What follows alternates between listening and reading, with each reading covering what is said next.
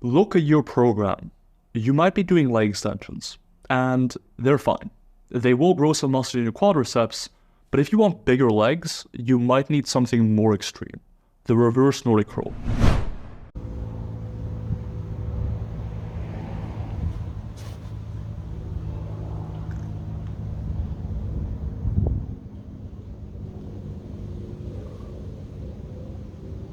So that was the intro to Milo Wolf's new video on reverse Nordics. That's what I'm going to be referencing and building off of in this video, and I put the link in the description. I thought he did a great job of explaining the advantages of the movement, and I'm really glad to see the exercise getting some love because it is, in fact, a fantastic exercise, and I would agree with him that it's probably better overall for hypertrophy than leg extensions if you had to pick between the two, which you don't.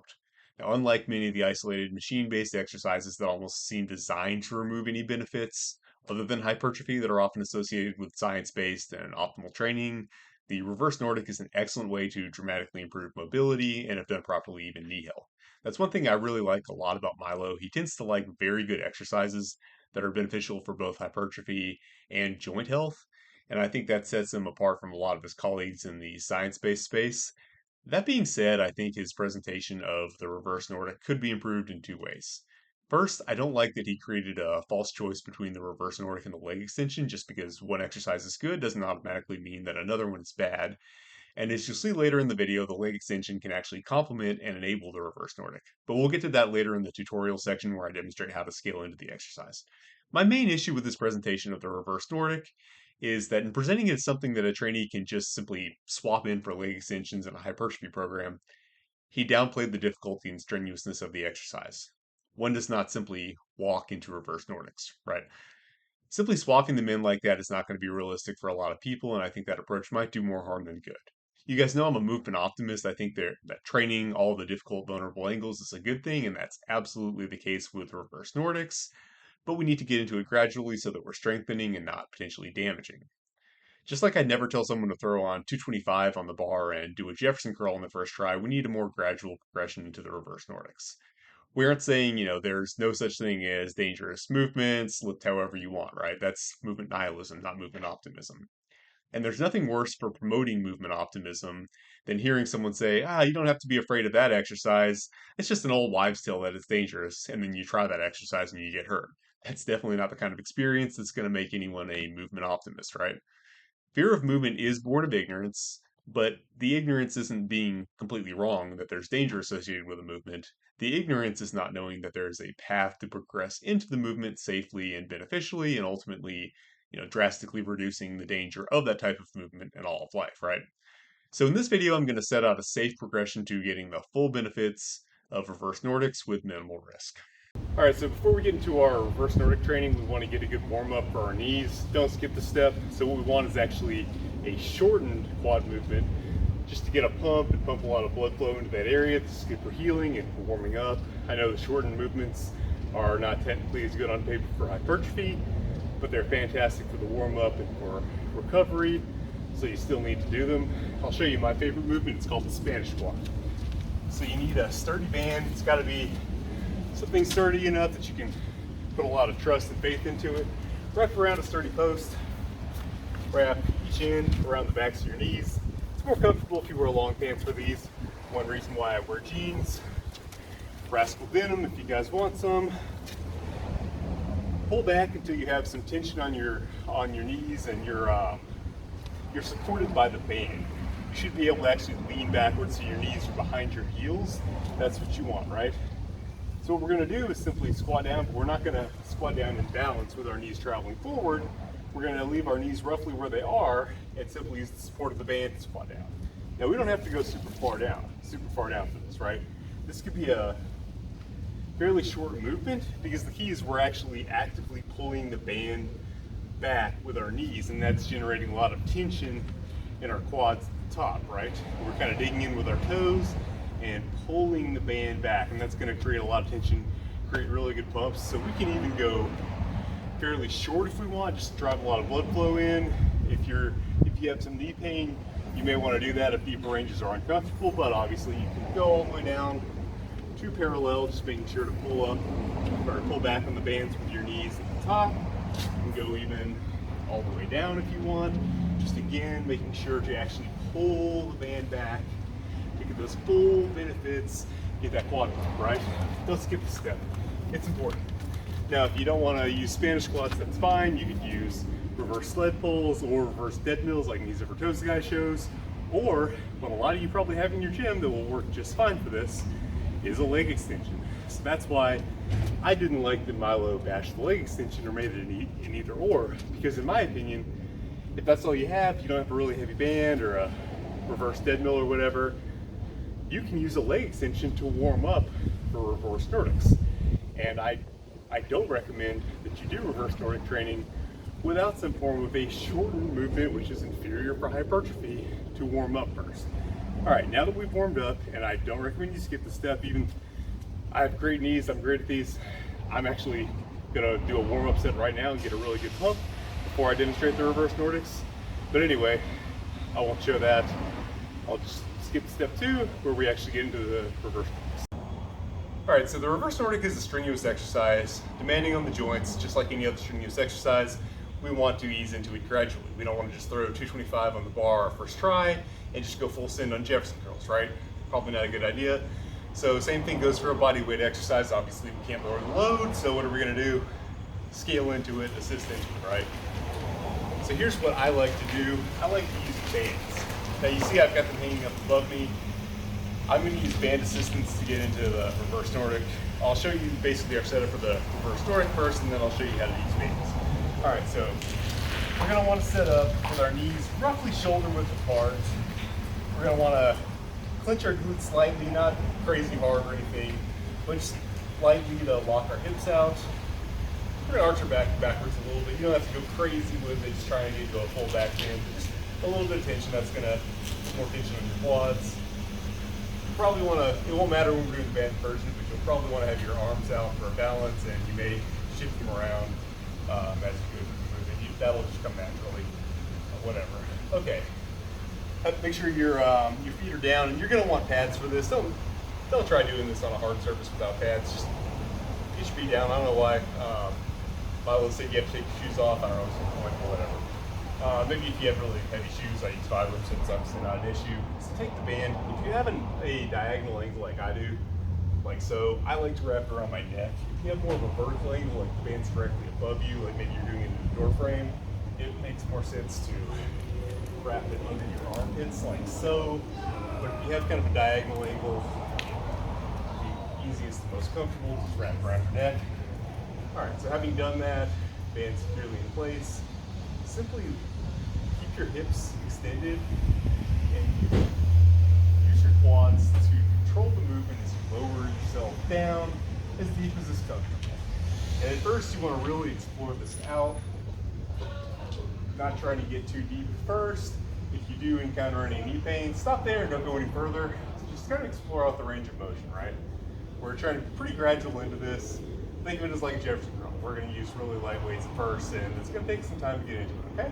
But as you get comfortable, keep going deeper, okay? And when you find it's just too easy and you can't really go any further with a heavier band, you can switch to a lighter band like so, and just explore that range, right? Now, some people may bristle at the idea of having to use band assistance. They may say, well, hey, I can do this unassisted, so why don't I just do it unassisted? I'm not a sissy, I don't need bands. Why are you holding me back? Why aren't you letting me just do the real thing? I'll show you why. Not only is this a good way to scale into it, and it's always good to have scaling options, and it's always good to have a warm-up, here's one other feature that bands provide you that is beneficial over and above regular reverse Nordics. They actually give you resistance, which is something that you actually want if you're trying to develop range. Watch, I'll show you. So, the band is not just helping to support me as I go back. At a certain point, well, let's use a heavier band, right?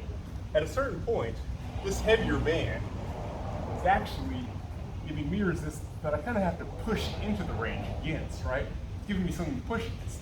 And if you've ever tried to develop range in any other area, like let's say your pike stretch, it can be really useful not just to stretch down, but to actually have resistance to press against when getting into that stretch. that's actually an extremely fast way of improving your range of motion. So if all you've ever done is unassisted reverse Nordics, I promise you, if you throw some bands in there, you're actually going to increase your range faster. So you might as well do it, okay? But anyway, at a certain point, you're going to get to the point where you're using a fairly light level of resistance and going, all the way as deep as you want. And when you're at that point where that's just fairly easy and trivial, and you don't have any knee pain, well then obviously we want to go up to the next step, which is unassisted reverse Nordics. Okay, so we're finally at unassisted reverse Nordics. Okay, so first let's set our stance again. Now, if you really want to flatten out, ultimately, long term, it's going to be helpful to have a little bit of a wider stance, maybe a little wider than shoulder width, especially with the feet to give yourself room to collapse in on yourself. All right. But that may be a little harder on your knees early on. So a little bit of a narrower stance may be more comfortable, but play around with it, find what works for you. Always go with what makes it easiest on the knees. Again, the rule here is we don't want to push through knee pain. And following from that, we're also just gonna explore depth gradually. We're not gonna insist on being as deep as possible at first. Just go as deep as you can comfortably. Even if that's not super deep at first, that's fine. So we're gonna wanna have our hands out for balance. That's gonna assist us in getting backwards. We still wanna have a little tension in our glutes to extend our hips, to put tension on the quads. That doesn't change. A little bit of a extension in the spine. Again, we don't have to be super crazy with it because eventually we're going to run into the ground anyway. You'll have to use a deficit, which I've shown on Instagram. I don't think I'll clip that in here, but anyway, you'll need a deficit to fully extend and sink down to full depth. So don't worry too much about too much extension, but a little extension is helpful. So we're just going to lower ourselves back smoothly using our quads while maintaining that extension, and then whenever we hit our bottom, we come back up, just ease into whatever depth is comfortable, gradually trying to increase as you can comfortably. Eventually when you get there, you can start using the head touching the ground as the target, and then the shoulders touching the target. So head touch would look like so. Okay, that's an objective point of reference. Shoulder touch, like so.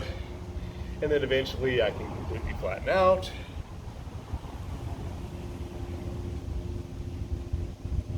Like so. Now, go easy on these at first. Don't expect these to be like your primary go to failure hypertrophy movement at first, because your knees may need still a little bit of time to adapt. They will eventually, and then you can go ham on these, bang out your sets of 20, do whatever. But be patient with yourself. Extraordinary abilities do take a little bit of time. One other element that we haven't talked about that may be a point of issue. Obviously, the knees are a possible point of issue, but also the ankles. Tib raises are really helpful for developing the ankle strength and mobility necessary for this movement. But again, if you're experiencing ankle discomfort, you will adapt. Just be patient, give it time. And yeah, that's the main takeaway here. Give it time.